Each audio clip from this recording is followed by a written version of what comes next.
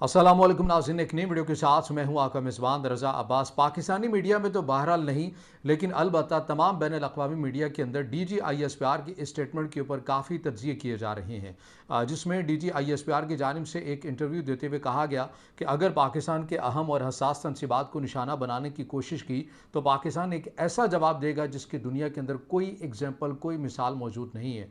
उसके बाद से ये बातें होने लग गई हैं कि आखिर पाकिस्तान के फ़ौजी तर्जुमान की जानिब से इतनी सख्त बात कहने की वजह क्या है?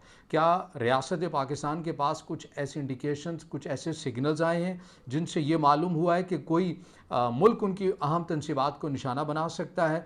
जी हाँ, इसका जवाब बिल्कुल यस में है और इससे मुतल्लिक एक रिपोर्ट है जो ज़ाहिर है रियासत पाकिस्तान के पास आई है। इसके अलावा बहुत सारे ऐसे सिग्नल्स मिले हैं इन दिनों में रियासत पाकिस्तान को, जिनसे ये एक मुहिम बनाने की कोशिश, एक जवाज़ बनाने की कोशिश की जा रही है कि पाकिस्तान के अहम और हसास तनसीबात को निशाना बनाया जा सकता है। वो रिपोर्ट्स क्या हैं, वो मुहर्रिकात क्या हैं और ये अभी क्यों सामने आ रही हैं, तमाम तफसील आज के इस व्लॉग में आपके सामने रखेंगे।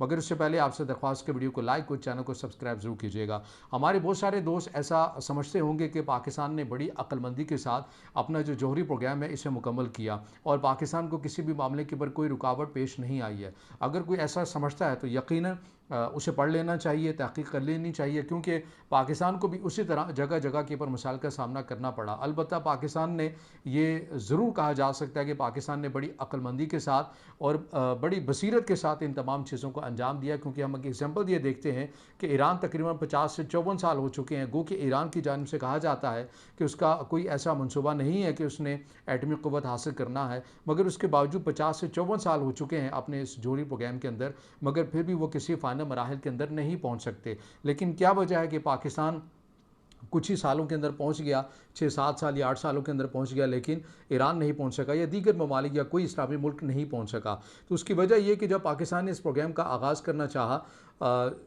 क्योंकि मैं इस तमाम चीज़ों को आपके सामने इसलिए रखना चाह रहा हूँ, फिर ही आपको समझ में आएगा कि जो DGISPR की जानिब से जो स्टेटमेंट दी गई है। तो जब पाकिस्तान की जानिब से इस प्रोग्राम का आगाज़ किया गया, उस वक्त हम अमेरिका की आलमी क़ुव्वतों की ज़रूरत थे। उस वक्त सोवियत यूनियन का खात्मा करना था और पाकिस्तान एक बेहतरीन ऑप्शन था आलमी क़ुव्वतों के लिए। उसका खुमियाजा पाकिस्तान ने ज़रूर भुगता, लेकिन ऐसा नहीं था कि आलमी क़ुव्वतों को इस चीज़ का इदराक नहीं था कि पाकिस्तान ऐसा प्रोग्राम शुरू कर चुका है। बिल्कुल इदराक था, लेकिन पाकिस्तान को रोका नहीं जा सकता था। इसलिए रोका नहीं जा सकता था कि अगर रोका गया तो फिर पाकिस्तान हमारी सोवियत यूनियन के अगेंस्ट हमारी मदद नहीं करेगा। मगर कुछ सालों के बाद जब हमने ये देखा कि सोवियत यूनियन का खात्मा हो गया और इस मामले सोवियत यूनियन टूट गया, अफगानिस्तान से रशिया निकल कर बिखर गया, तो उसके बाद फिर ये ऐसी स्टेज आई जब पाकिस्तान के ऊपर वक्तन फ़वक्तन जो दबाव डालने वाला जो सिलसिला था वो शुरू हो गया। उसकी कुछ एग्जांपल हमें इस तरह से मिलती है कि जब जुल्फ़िकार अली भुट्टो साहब ने ये कहा कि हम इस्लामी ब्लॉक भी बनाएंगे और एक इस्लामी बम की इस्तिलाह उस वक्त बड़ी मशहूर हुई थी कि हम वो भी बनाएंगे और तमाम आलम इस्लाम को हम एक ही छतरी के तले इकट्ठा करेंगे और पाकिस्तान उनको लीड करेगा। उसके बाद हमने देखा कि जुल्फ़िकार अली भुट्टो साहब का उन्हें मंजर से हटा दिया जाता है। ज़ियाउल हक आते हैं। ज़ियाउल हक एक डिक्टेटर जिनका जो रिकॉर्ड है वो कुछ छुपा ढका नहीं है कि किस तरह से जब वो ब्रिगेडियर थे उन्हें जॉर्डन और तमाम एरियाज़ के अंदर भेजा गया। फ़लस्तीन के अंदर जब PLO और PLF के माबैन ये मामला छिड़ा था और PLF को तितर बितर करने में डिक्टेटर ज़ियाउल हक साहब का बड़ा किरदार था, क्योंकि उस वक्त आलमी क़ुव्वतें ये समझा करती थी कि जो ज़ियाउल हक साहब आए हैं ये हमारी मंशा के मुताबिक आए हैं, लिहाजा जो हम कहेंगे ये वो कर लेंगे। मगर हुआ उसके बरअक्स ही। हुआ कुछ इस तरह से कि ज़ियाउल हक साहब जितनी देर भी उन्होंने आमरीत की पाकिस्तान के अंदर, उन्होंने कभी भी इस मामले को इतना हाईलाइट नहीं किया कि पाकिस्तान ने अपने इस प्रोग्राम को शुरू किया है या फिर नहीं किया है।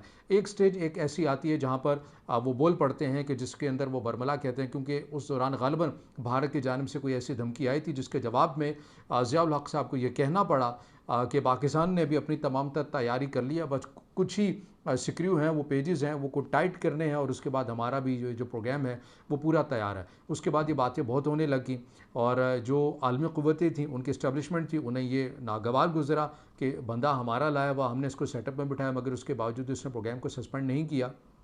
ऐसा नहीं था कि उन्हें मालूम नहीं था कि ज़ियाउल हक भी पस पर्दा इस प्रोग्राम की हिमायत में है और वो खामोशी के साथ प्रोग्राम को चलने दे रहे हैं, लेकिन ज़ाहिर है वो आम मंजरनामे के ऊपर ये सामने आकर रवायती तौर के ऊपर बात नहीं किया करते थे।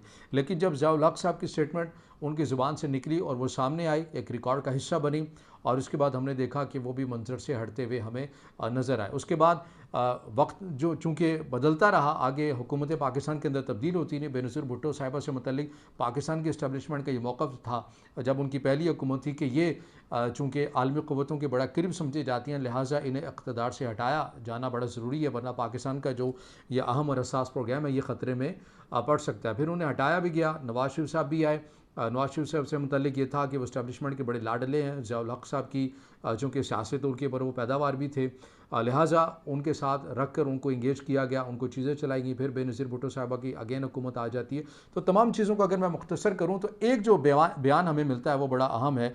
1990 के अंदर जो पाकिस्तान में अमेरिका के सफ़ीर तैनात थे, रॉबर्ट गालिबन उनका नाम था, सितंबर में उन्होंने एक स्टेटमेंट दी थी कि हम पाकिस्तान से मुतालबा करते हैं कि वो अपने इस प्रोग्राम को फ्रीज़ कर दे, डिसमेंटल कर दे। अगर नहीं किया गया तो वो जो F-16 फाइटर जेट लेने का ख्वाहिशमंद है और जो कुछ रकम भी हमें दे रखी है वो भी फ्रीज़ हो जाएगी, और उसके बाद ये जो चीज़ें हैं ये भी नहीं मिलेंगी। शर्त ये है कि आपको अपने इस प्रोग्राम को फ्रीज़ करना पड़ेगा। लेकिन पाकिस्तान की जो इस्टेब्लिशमेंट है वो इस दबाव में नहीं आई और इन तमाम चीज़ों को कंटिन्यू रखा, और बिलाखिर भारत की जानिब से जब इस चीज़ के तजर्बे किए गए तो फिर पाकिस्तान की जानिब से भी किए गए। पाकिस्तान को भी ऑफ़र की गई कि ठीक अगर आपने बना लिया लेकिन तजर्बा करने की स्टेज के ऊपर ना आए, हम 4-5 बिलियन डॉलर्स आपको देने के लिए तैयार हैं। मगर इस ऑफ़र को भी ठुकरा दिया गया और फिर पाकिस्तान की जानिब से इस प्रोग्राम का कामयाब तजर्बा कर लिया गया। ये रुदात मैंने इसलिए आपके सामने माज़ी की चीज़ रखी है क्योंकि बहुत सारे लोग ऐसा समझते हैं कि पाकिस्तान ने बड़ी आसानी के साथ अपने इस प्रोग्राम को मुकम्मल किया, पाकिस्तान के ऊपर किसी भी किस्म का कोई दबाव नहीं आया।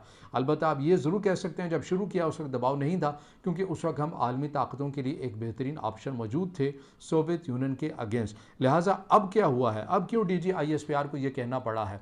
अब ये गालिबन पाकिस्तान के अंदर तो उस तरह से इन हलकों के अंदर बात नहीं हो रही या मीडिया के अंदर बात नहीं हो रही, लेकिन अगर आप नज़र रखें आलमी इदारों में, उनकी एडिटोरियल पढ़ें तो आपको एक तेज़ी के साथ पाकिस्तान का जिक्र बहुत हो रहा है। वो इस तनाजुर में हो रहा है कि हाल ही में पाकिस्तान की एक रिसर्च लेबॉर्ट्री की कुछ सैटेलाइट इमेजेस जारी की गई हैं और एक प्रोपेगेंडा करने की कोशिश की गई है कि पाकिस्तान मज़ीद अपने यूरेनियम की एनरिचमेंट कर रहा है, उसकी अफजदगी को बढ़ा रहा है। मकसद क्या है? मकसद ये है कि हाइड्रोजन और गालिबन इस किस्म के मज़ीद तशवीशनाक जो बम है वो बनाने की जो सलाहियत है वो पाकिस्तान हासिल कर रहा है। पाकिस्तान ने इन तमाम तर दावों की प्रोपेगेंडे की नफ़ी की, लेकिन एक जवाज़ बनाने की कोशिश की जा रही है और एक पूरे मंजरनामे के अंदर आलमी मीडिया के अंदर आपको एक कंपेन बाकायदा तौर के ऊपर लॉन्च होती हुई नज़र आती है। मकसद क्या है इसके? मकसद ये है कि इन्हीं तमाम चीज़ों को वजूहात बनाकर, वजह बनाकर पाकिस्तान के ऊपर भी हमला करने के लिए एक मनसूबाबंदी या एक जवाज़ जो है उसे फ़राहम किया जा सके, उससे बनाया जा सके, ग्राउंड्स बनाया जा सके।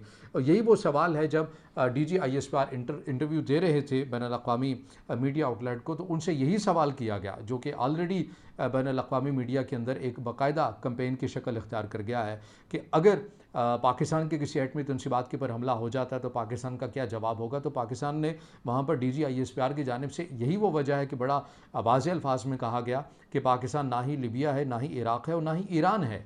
अगर पाकिस्तान की सलामती के ऊपर या पाकिस्तान के अहम प्रोग्राम के ऊपर ऐसा कुछ करने का सोचा गया तो फिर पाकिस्तान एक ऐसा जवाब देगा जिसकी कोई नज़ीर नहीं मिलती। अच्छा, ऐसा हुआ है जो एक सिपरी SIPRI, ये एक बेसिकली एक थिंक टैंक है जो इन्हीं अमूर को दुनिया के अंदर जिन ममालिक के माबैन जंगी होती हैं उनका, उसके कितने नुकसानात हुए हैं, किस मुल्क ने किस हद तक जो है वो हमला किया है, उसकी एक बाकायदा एक रिपोर्ट भी जारी करता है। तो इस सिपरी, इस प्लेटफॉर्म ने भी एक रिपोर्ट जारी की है जिसके अंदर बताया गया है कि भारत की जानिब से पाकिस्तान के अहम तनसीबात को निशाना बनाने की कोशिश की गई, उसके आसपास कुछ जगहों के ऊपर हिट भी हुआ, लेकिन उससे ज़ाहिर नुकसान नहीं हुआ। और यही वो लम्हा था जब आपको याद होगा कि भारत के वज़ीर ख़ारजा जयशंकर की जानिब से कहा गया कि हमें अमेरिका की जानिब से कहा गया था कि पाकिस्तान अनकरीब आपके ऊपर बहुत बड़ा हमला करने जा रहा है, लिहाजा यही वो मुनासिब वक्त है कि आप सीज़ फायर की तरफ आएँ, और वो फिर भारत इसके ऊपर राज़ी हो गया। तो ये सिपरी इस रिपोर्ट के मुताबिक, क्योंकि रियासत पाकिस्तान ने इसकी तस्दीक नहीं की है, मैं इसीलिए थिंक टैंक को रिपोर्ट को कोट कर रहा हूँ,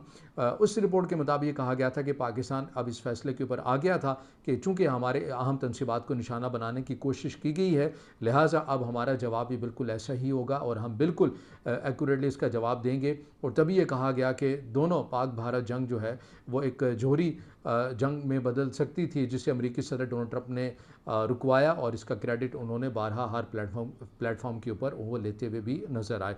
तो ये वो मंजरनामा है, ये वो एक बैक हिस्ट्री है जो बहुत तेज़ी के साथ कंपेन आपको आहिस्ता आहिस्ता शिद्दत पकड़ती हुई जा रही है कि किस तरह से पाकिस्तान का जो अहम जो प्रोग्राम है वो दुनिया के लिए ख़तरा बन सकता है। लिहाजा कुछ जवाज़, कुछ ऐसी चीज़ें, कुछ ऐसा प्रोपेगेंडा इकट्ठा किया जाए और उनको बुनियाद बनाकर फिर पाकिस्तान के ऊपर ऐसी कोई अटैम्प्ट की जा सके। लेकिन पाकिस्तान के रियासती इदारों ने कह दिया कि पाकिस्तान कोई मशरक़ वुस्ता जैसा मुल्क नहीं है। अगर पाकिस्तान के साथ ऐसा करने की कोशिश की गई तो फिर उसका जवाब ऐसा दिया जाएगा कि दुनिया ने आज तक उसकी मिसाल नहीं देखी होगी। ये वो तमाम तर वजूहात हैं जो DGISPR की स्टेटमेंट, इतनी सख्त स्टेटमेंट के पीछे छुपे हुए जो महरक़ात थे वो आपके सामने रखे हैं। अगर आप समझते हैं कि वीडियो मालूमाती है, फिर इसे ज़रूर लाइक भी कीजिएगा, कमेंट्स में ज़रा ख्याल कीजिएगा और चैनल को सब्सक्राइब ज़रूर कीजिएगा।